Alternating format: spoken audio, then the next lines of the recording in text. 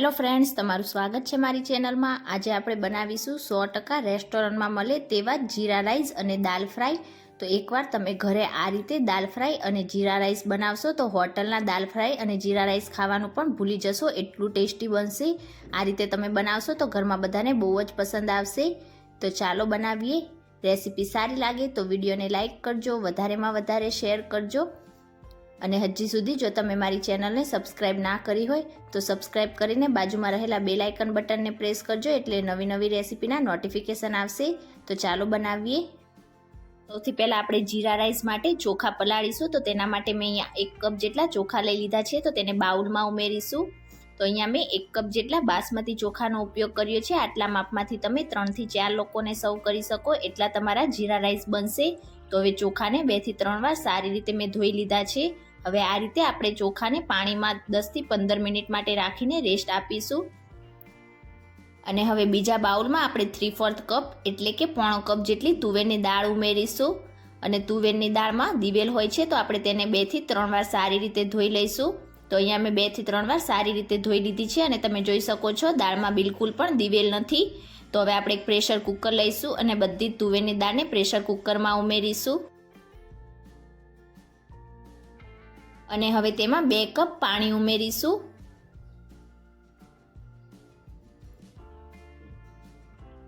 એક ટીસ્પૂન કે પછી સ્વાદ પ્રમાણે મીઠું ઉમેરીશું। અડધી ટીસ્પૂન હળદર પાવડર ઉમેરીશું। મિક્સ કરીશું સારી રીતે। અને હવે હાઈ ગેસની ફ્લેમ પર આપણે ઢાંકણ ઢાંકીને 1 વિસલ અને મીડિયમ ગેસની ફ્લેમ પર 3 વિસલ કરીશું। તો હવે જ્યાં સુધી આપણી દાળ બફાય છે ત્યાં સુધી આપણે રાઈસ બનાવીને તૈયાર કરીશું। તો તેના માટે મેં અહીંયા એક વાસણમાં 4 કપ જેટલું પાણી ગરમ કરવા માટે રાખી દીધું હતું। હવે તેમાં આપણે ચોખાના ભાગનું મીઠું ઉમેરીશું। 2 ટીસ્પૂન જેટલું તેલ ઉમેરીશું। મિક્સ કરીશું સારી રીતે અને આપણા પાણીને થોડુંક ગરમ થાય ત્યાં સુધી થવા દઈશું।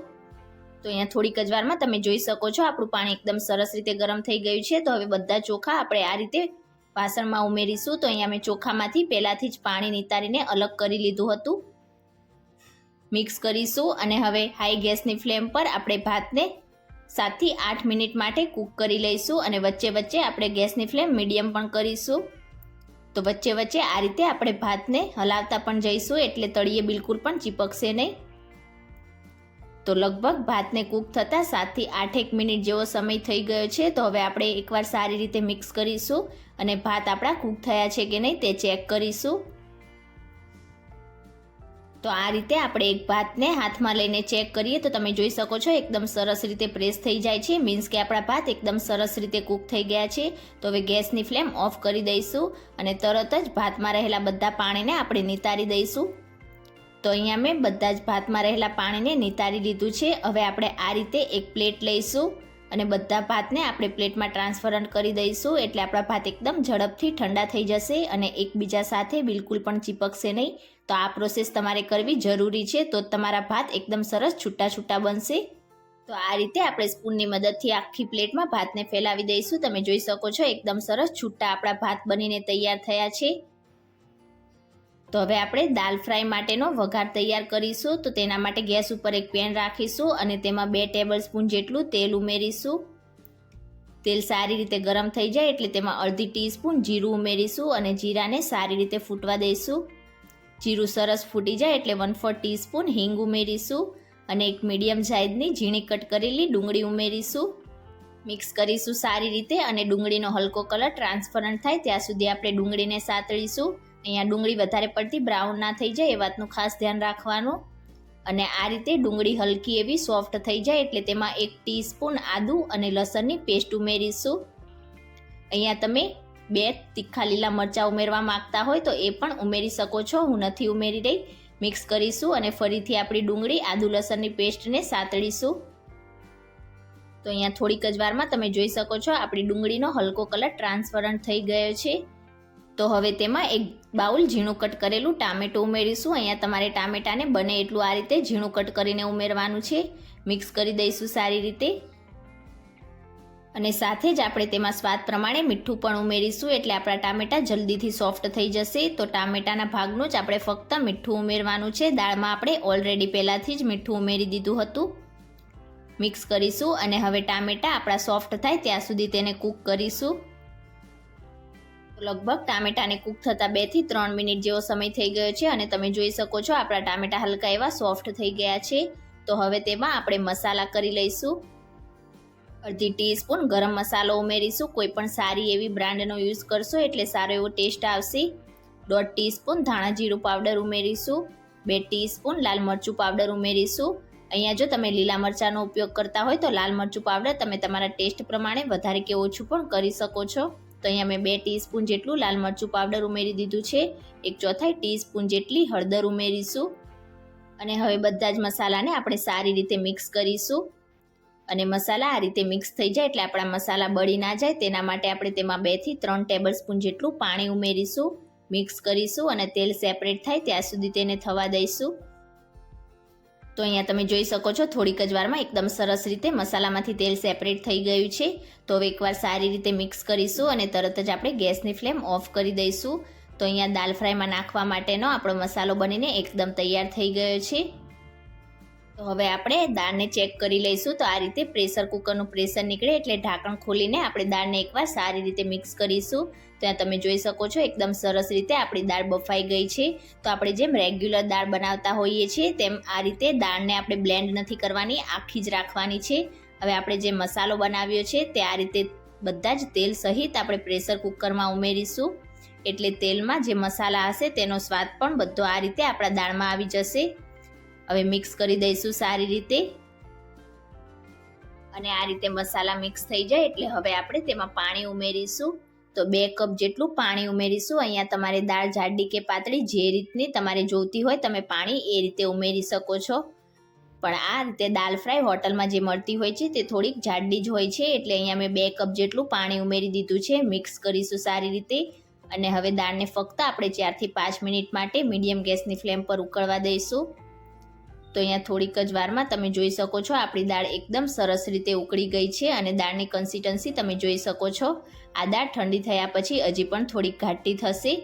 તો આ દાળની કન્સિસ્ટન્સી એકદમ પરફેક્ટ છે. તો હવે આપણે ગેસની ફ્લેમ ઓફ કરીશું અને ઉપરથી ફ્રેશ ઝીણા કટ કરેલા લીલા ધાણા ઉમેરીશું. મિક્સ કરીશું સારી રીતે. તો એકદમ પરફેક્ટ એવી આપણી આ દાલ ફ્રાય બનીને તૈયાર થઈ છે. તો હવે દાલ ફ્રાય સાથે ખાવા માટેના આપણે જીરા રાઈસ બનાવીને તૈયાર કરીશું. તેના માટે આપણે ગેસ ઉપર એક કડાઈ રાખીશું અને તેમાં 3 ટેબલસ્પૂન જેટલું તેલ ઉમેરીશું. તેલ સરસ ગરમ થઈ જાય એટલે 4 થી 5 લવિંગ ઉમેરીશું. 1 તજનો ટુકડો ઉમેરીશું અને લવિંગને સારી રીતે ફૂટવા દઈશું. લવિંગ સરસ રીતે ફૂટી જાય એટલે હવે તેમાં 1 તમાલપત્ર ઉમેરીશું.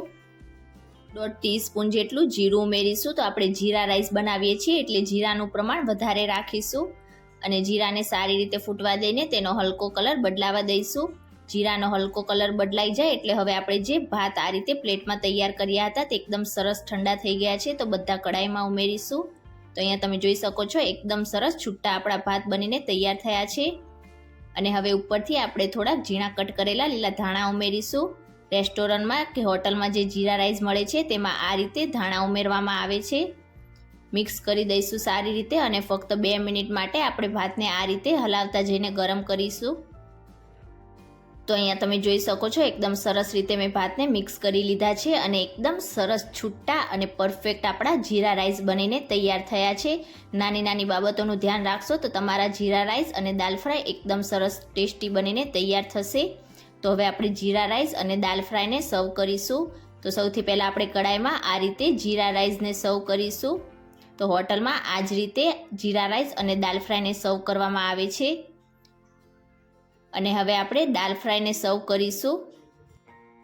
તમે આ રીતે ડાયરેક્ટ દાલ ફ્રાયને સર્વ કરવા માંગતા હોય તો ડાયરેક્ટ આ રીતે પણ સર્વ કરી શકો છો. બહુ જ ટેસ્ટી લાગશે. પણ હજી પણ વધારે ટેસ્ટી બનાવવા માટે આપણે હોટલ કે રેસ્ટોરન્ટમાં જે રીતે ઉપરથી વઘાર કરવામાં આવતો હોય છે એ રીતનો વઘાર તૈયાર કરીશું.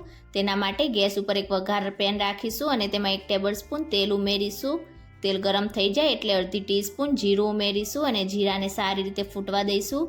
જીરું સરસ ફૂટી જાય એટલે 4 થી 5 લસણની કળી ઉમેરીશું અને હલકી બ્રાઉન થાય ત્યાં સુધી સતળાવા દઈશું.